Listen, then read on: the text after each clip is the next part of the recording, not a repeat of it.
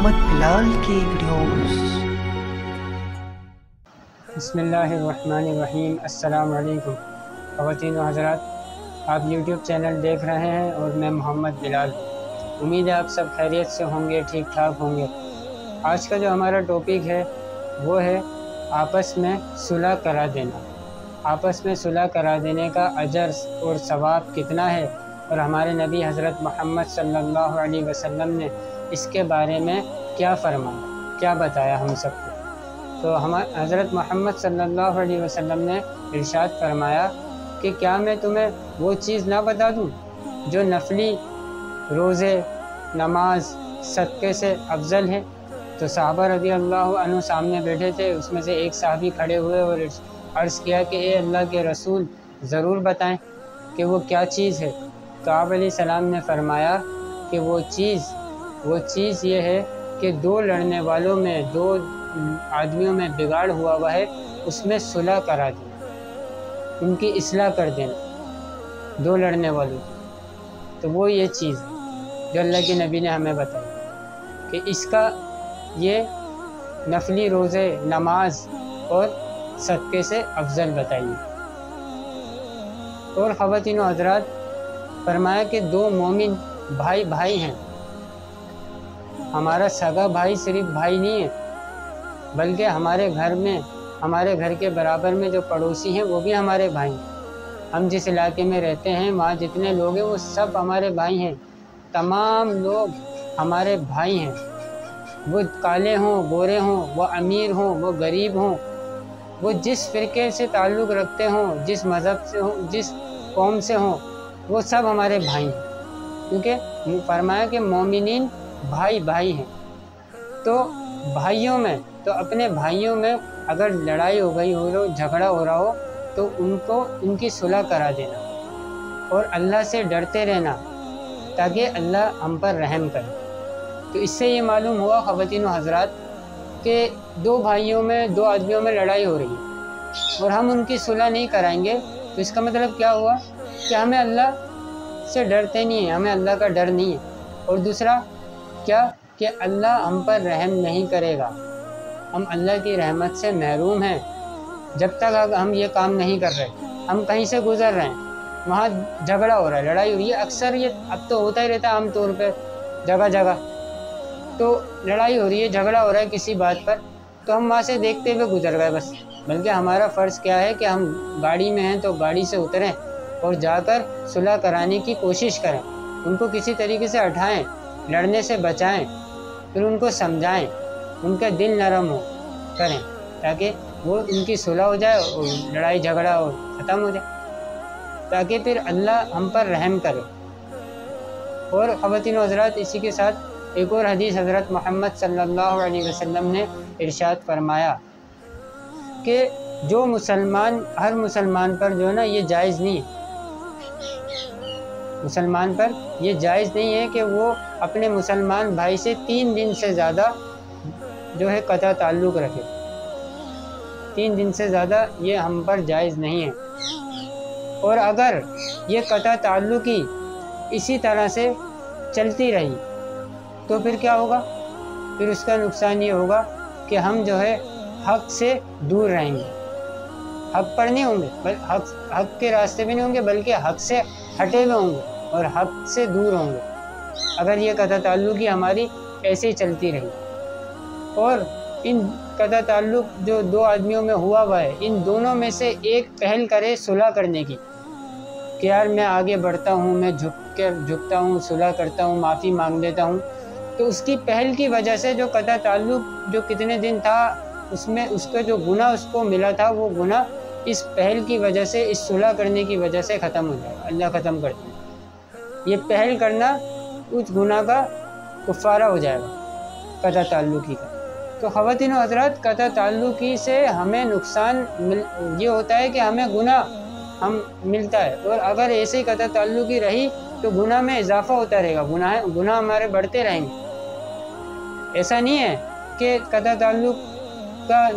تعلقی کا نہ ثواب ملتا ہے اور نہ گناہ ملتا ہے، ثواب تو نہیں ملتا بلکہ گناہ ملتا ہے۔ اور اس لیے ہم جلد سے جلد صلح کر لیں اور قطع تعلقی کو ختم کر دیں، تاکہ ہمارا گناہ جو ہے وہ ہمیں اور مزید زیادہ نہیں ملے کہ ہمارے گناہ بڑھتے چلے جائیں گے پھر تو ایسے۔ اور اس کے ساتھ خواتین و حضرات، جس نے پہل کری ہے صلح کرنے کی، وہ پہل کرے، سلام کرے اس سے جس سے جھگڑا ہوا تھا، اس کو سلام کرے، اور دوسرا شخص اس کے سلام کو قبول نہ کرے اور اس کے سلام کا جواب نہیں دے، تو پھر جس نے سلام کیا ہے، سلام کرنے والے کو اس کے سلام کا جواب فرشتے دیتے ہیں، اور جس نے سلام کا جواب نہیں دیا، اس کو سلام کا جواب شیطان دیتا ہے۔ اس کو سلام کا جواب شیطان دے گا، کیونکہ اس نے سلام کا جواب اس کو آدمی کو نہیں دیا، اس شخص کو نہیں دیا۔ اور پھر اگر اسی طریقے سے ان دونوں کی قطع تعلقی ایسے ہی چلتی رہی، نہ وہ آگے بڑھ کے جھک رہا ہے کہ میں صلح کر لوں، وہ اکڑ کے بیٹھا ہوا ہے، نہیں وہ آئے یہاں پر صلح کرنے، میں کیوں جاؤں،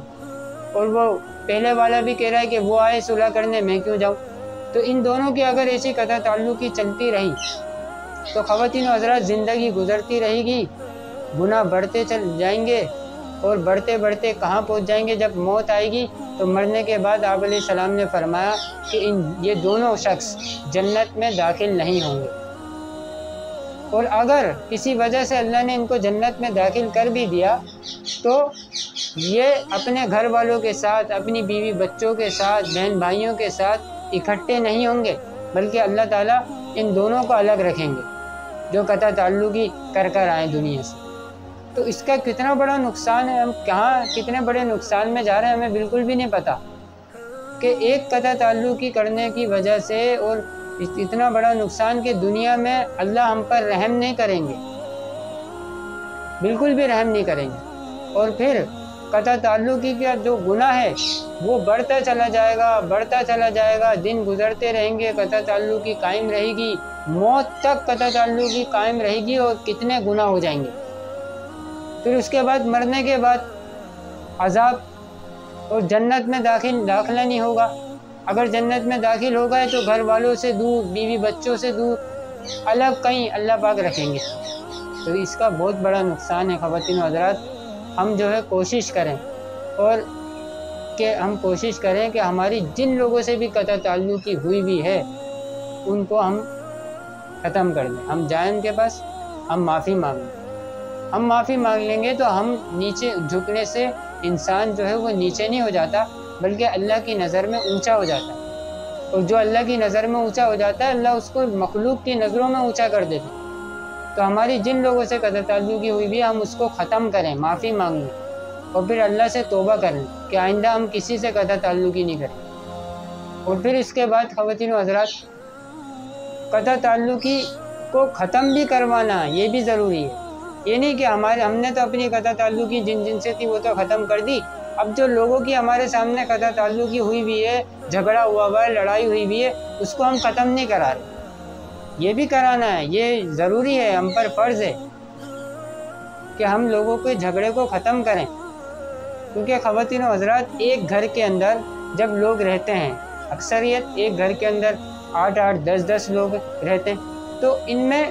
جھگڑا ہو جاتا ہے، رنجش ہو جاتی ہیں، تو اس کو جلدی ختم بھی کیا جاتا ہے۔ اگر ختم نہیں کیا جائے گا تو اس کا نقصان یہ ہوگا کہ یہ بڑھتے بڑھتے کہانی کہاں سے کہاں پہنچ جائے گی، پھر کینہ بغض ہمارے دل میں جگہ پکڑ لے گا، ہمارے دل میں آ جائیں گے، کینہ آ جائے گی، بغض آ جائے گا، یہ جھگڑا ختم نہ کرنے کی وجہ سے۔ اور اس کے بعد خواتین و حضرات، ان دو آدمیوں کے جھگڑے کی وجہ سے پورے خاندان لپیٹ میں آ گیا، پورا خاندان، ان دو آدمیوں کے جھگڑے کی وجہ سے۔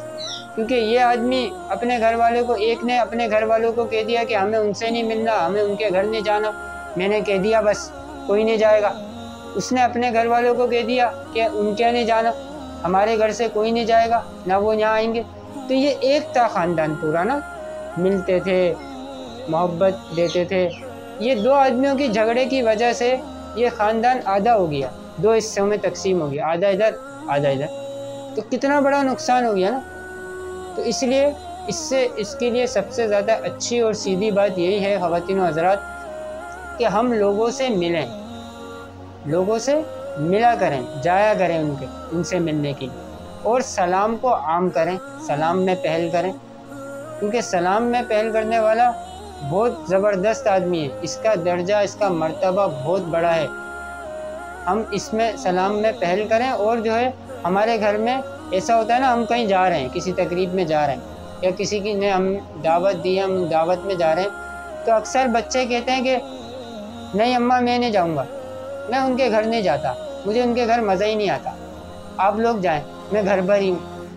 نہیں، ہمیں ان کی بات مان کے خواتین و حضرات، آپ لوگوں کو تقریب میں بچوں کو چھوڑ کے نہیں چلے جانا، بلکہ ان کو سمجھانا ہے کہ یہ ہمارے رشتہ دار ہیں، ان سے ہمیں ملنا ہے، ان کو اپنے گھر بلانا ہے،